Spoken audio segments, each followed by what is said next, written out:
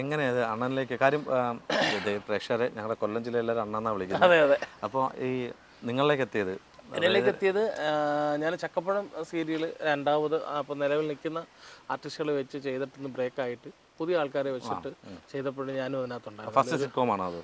First sitcom വെള്ളാനുള്ളതാണ് തന്നെയാണ്. അപ്പം ചക്കപ്പഴത്തിൽ ഒരു 22 എപ്പിസോഡ് ഞാൻ ചെയ്തു. 22 എപ്പിസോഡ് ചെയ്തിട്ട് അടുത്ത ഷെഡ്യൂളിന് വേണ്ടി വെയിറ്റ് ചെയ്യുമ്പോഴാണ് അത് പോസ്റ്റ്പോൺ ചെയ്തു എന്നും പറഞ്ഞിട്ട് ഒരു മെസ്സേജ് അയക്കുന്നു. ആ സമയത്താണ് രാജേഷ് ഭായിയുടെ ഒരു പോസ്റ്റ് കണ്ടിരുന്നത് പോലെ ഫ്ലവേഴ്സിലൊരു പുതിയ പ്രോഗ്രാം തുടക്കുന്നു, അഭിനേതാക്കളെ ആവശ്യമുണ്ടെന്ന് പറഞ്ഞു. ഞാൻ അങ്ങനെ വിളിച്ചു. അവസരം ചോദിക്കുന്നതിന് ഒരു നാണന്മാരാണ്, ഞാൻ ഇപ്പോഴും ചോദിച്ചോണ്ടിരിക്കുക.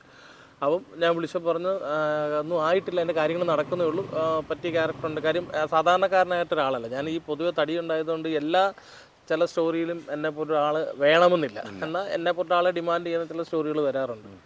അപ്പോൾ അങ്ങനെ ഉണ്ടെങ്കിൽ പറയാമെന്ന് പറഞ്ഞു. സൂസു ടെലികാസ്റ്റിംഗ് തുടങ്ങി ഒരു 5-6 എപ്പിസോഡ് ആയപ്പോഴത്തേന് എന്നെ വിളിച്ചിട്ട് അതിൽ തന്നെ ഒരു പിന്നെ ഞങ്ങൾ ലോക്കൽസാണ്, ലോക്കൽ ഏരിയയിലുള്ള ഒരു മുടിയൻ എന്ന് പറയുന്ന സുരഭി പ്രേമിച്ച് നടക്കുന്ന അയാളുടെ ഒരു ഉപദേഷ്ടാവ് അംബുജൻ എന്ന് പറയുന്നൊരു ക്യാരക്ടർ. അങ്ങനെ അതിൽ ജോയിൻ ചെയ്ത് കുറച്ച് ഞങ്ങൾക്ക് ഔട്ട്ഡോർ ലൊക്കേഷനാണ് കൂടുതൽ വരുന്നത്. അപ്പോൾ അതിൽ വെച്ചിട്ടാണ് എൻ്റെ അടുത്ത് പറഞ്ഞത് അതുപോലെ അലിയൻസിൽ ക്ലീറ്റസ് മത്താദിയുടെ അനിയൻ ജെറാൾഡ് എന്ന് പറയുന്നൊരു ക്യാരക്ടറിനെ കുറിച്ച് പറഞ്ഞിട്ടുണ്ട്. അയാളുടെ അനിയൻ റൊണാൾഡ് പറഞ്ഞിട്ടുണ്ട്, ജെറാൾഡ് ഇവിടെ വന്നിട്ടുണ്ട്. അപ്പോൾ അങ്ങനെ ഒരു ക്യാരക്ടർ ഉണ്ട്. നമുക്ക് റൊണാൾഡ് വന്നിട്ടില്ല. അങ്ങനെയാണ് ഞാൻ ഇവിടെ വരുന്നത്. ഞാൻ ഉദ്ദേശിച്ച ഒരു 10-15 എപ്പിസോഡ് കാണും, അല്ല ഒരു 10 എപ്പിസോഡ് കാണുന്നുണ്ട്. ഇതിലാണ് ഞാൻ വരുന്നത്. പക്ഷേ ക്യാരക്ടറിന് കളിക്കാനുള്ളൊരു സ്പേസ് അദ്ദേഹം തന്നു, കൂടെ ഉള്ളവർ തന്നു, ഇവരെല്ലാം സപ്പോർട്ട് ചെയ്തു. അങ്ങനെ എഴുതി തന്നുകൊണ്ടിരുന്നു. അപ്പം ഇവരെല്ലാവരും എന്നെ കൂടെ അവരുടെ കുടുംബത്തിലേക്ക് ഉൾപ്പെടുത്തി.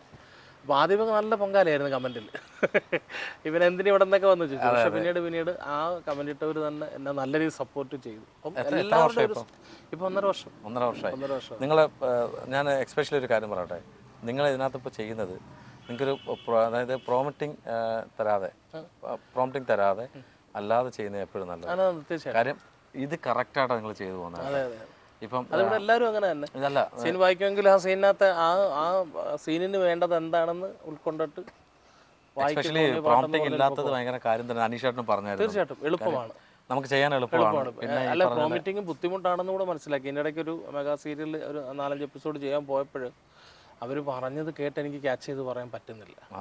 അതിൻ്റെ ഒരു ബുദ്ധിമുട്ടുണ്ട്. ടൈമിങ്ങിൻ്റെ പ്രശ്നം മാത്രമല്ല, ഞാൻ അവർ പറയുമ്പോൾ എൻ്റെ മുഖവും ചെവിയും അങ്ങോട്ട് ശ്രദ്ധ പോയി.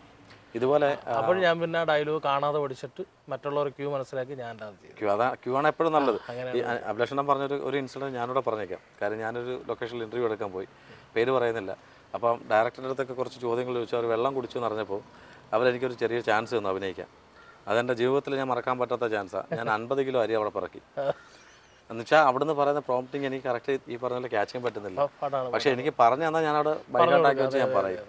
അതെനിക്ക് പറ്റിയൊരു അബദ്ധമായിരുന്നു. അതിനുശേഷം പിന്നെ അഭിനയമോഹം കുറച്ചു നേരം മാറ്റി വെച്ചിരിക്കുക. കിട്ടുമെന്നേ പോയി ചെയ്യണം. തീർച്ചയായിട്ടും അത് വേണം. ശരിക്കും ഈ സ്റ്റേജ് പ്രോഗ്രാമുകളും നമ്മുടെ മിമിക്രി എന്ന് പറയുന്ന കലാരൂപത്തിൽ വന്നതുകൊണ്ടാണ് ഈ പെട്ടെന്ന് ഡയലോഗുകൾ കാണാതെ പഠിച്ച് പറയാനും പറ്റും. പിന്നെ അതേപോലെ ഒരു സീൻ ചിലപ്പോൾ ഡ്യൂറേഷൻ കുറവായിട്ട് വരും, ചിലപ്പോൾ ഒരു സീന് കുറച്ചുകൂടെ വേണമെന്നൊക്കെ പറയുമ്പോൾ നമ്മൾ അതനുസരിച്ച് ഇവിടെ പിന്നെ ഒരെറിയെറിഞ്ഞാൽ തിരിച്ച് 10 എറിയുന്ന ചെങ്കീരികളാണ് ഉള്ളത്. അപ്പം അവരുടെ കൂടെയുള്ള കോമ്പിനേഷൻ തന്നെ എന്നിൽ ആർട്ടിസ്റ്റ് എന്ന് പറയുന്ന ആളിനെ ഒരുപാട് മേളിലേക്ക് കൊണ്ടുപോയിട്ടുണ്ട്. മെയിനായിട്ട് റിയാസൊക്കെ അനീഷേട്ടൻ, മഞ്ജു ചേച്ചി, ഈ 3 പേര്, പിന്നെ സൗമ്യ ഞങ്ങൾ, പിന്നെ അമ്മ സേതുലക്ഷ്മി, പിന്നെ ഇപ്പൊ പറയുന്ന പോലെ മുത്ത്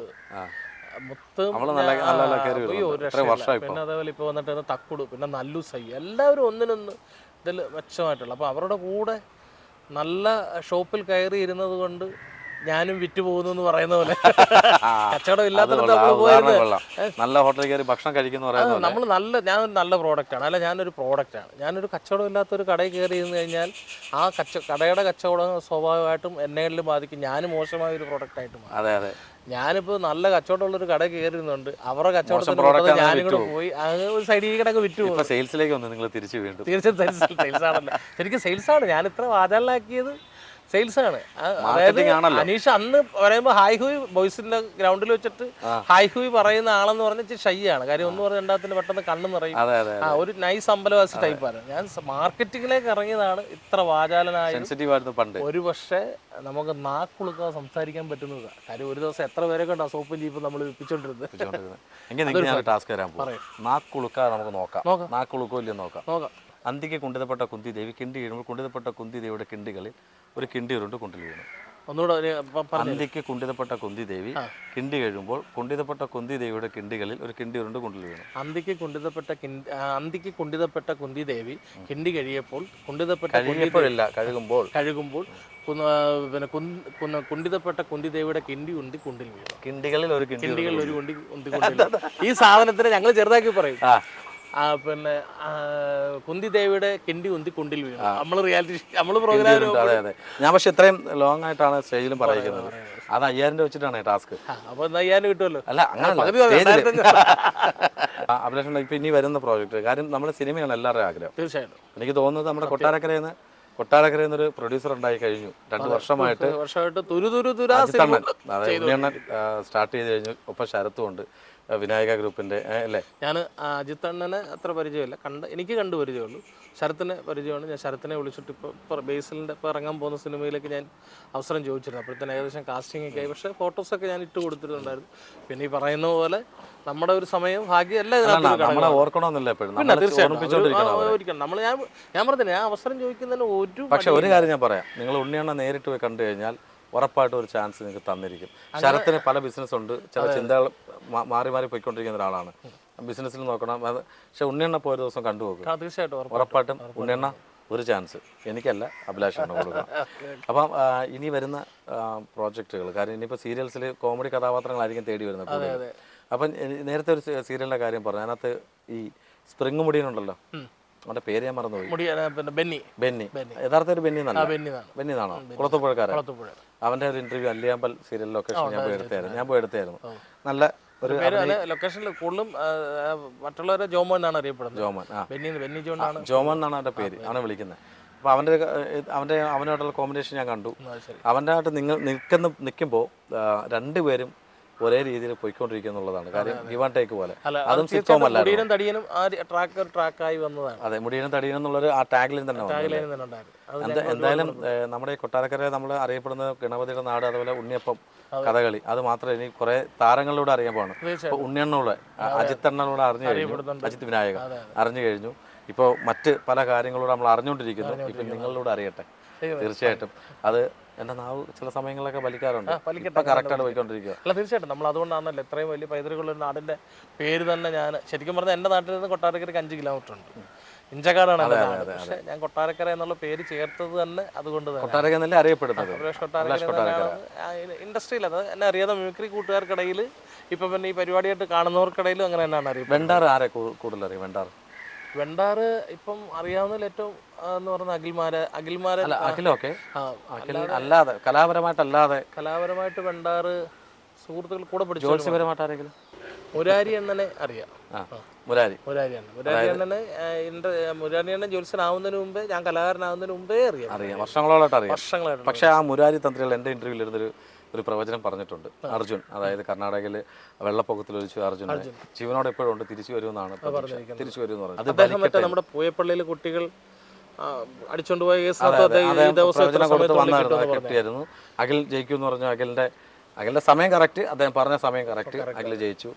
ഈ പയ്യൻ തിരിച്ചു വരുമെന്ന് പറഞ്ഞിട്ടുണ്ട്. അപ്പോൾ തീർച്ചയായിട്ടും നിങ്ങൾക്കും നല്ല ഒരു വർഷങ്ങളാവട്ടെ ഇനി അങ്ങോട്ടുള്ളത്. ദിവസങ്ങളാവട്ടെ, ആഴ്ചകളാവട്ടെ, മിനിറ്റുകളാവട്ടെ, മണിക്കൂറുകളാവട്ടെ, അങ്ങനെ പോയിക്കൊണ്ടിരിക്കട്ടെ. നമ്മുടെ പ്രേക്ഷകരോട് എന്താ പറയാനുള്ളത്? പ്രേക്ഷകരോട് പറയാനുള്ളത്, ഞാൻ 10-15 വർഷത്തോളം ഈ കലാഫീൽഡിലെത്തി. പക്ഷേ ഒരു ആർട്ടിസ്റ്റ് വലിയ ആർട്ടിസ്റ്റ് അല്ല, ഒരു കലാകാരൻ എന്ന നിലയിൽ എനിക്ക് ഏറ്റവും കൂടുതൽ മൈലേജ് തന്നൊരു പ്രോഗ്രാമാണ് അളിയൻസ്.